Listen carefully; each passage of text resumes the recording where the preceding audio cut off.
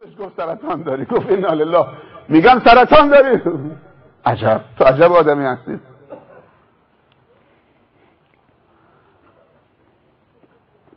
خودش زندگیشو تعریف میکنه، میگه من سرطانو با 3 چیز معالجه کردم.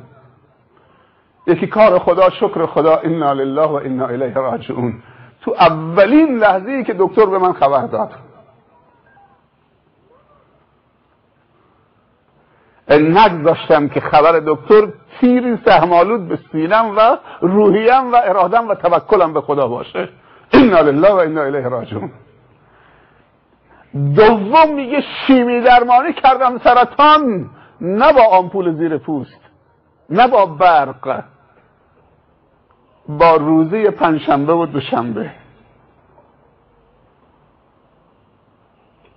با روزه شیمی درمانی کردم خودمو. و سوم با نیش زنبور عسل.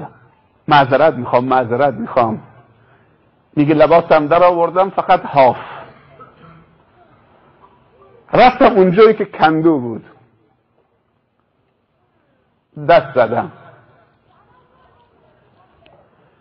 آمد تو بدنم، اونقدر دست زدم که هرچی زنبوره کل بدنم بپوشونه و تا میتونن نیش بزنن. دیگه وقت شروع کردن کافی نیست 4 تا زنبور تو رو نیش بزنه. دیگه وقت شروع کردن یک کمی سرگیچه به راه پیدا کرد، دست داد. بعد خوب که دیگه خسته شدن از نیش زدن، خودمو تکون دادم رفتم. خانم شربتی آبقند اینا آماده کرد. دیدم که سرگیجه دارم، استراحت کردم. بعد چیزایی نوشیدم، یه دوش گرفتم. اول سرگیجه بهم دست داد، بعد دیدم کم کم دارم سر حال میشم. بعد دیدم که نه، راستی داره بدنم رو فرم میاد. گفتم یه آزمایش دیگه بکنم.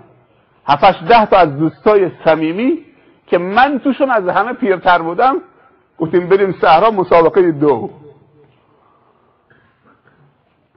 مسابقه 2 گذاشتیم، دیگه من اول شدم. گفتم الحمدلله.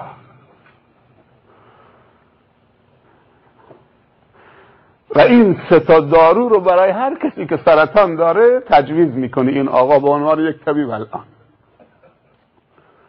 انا لله الصبر عند الصدمة الاولى.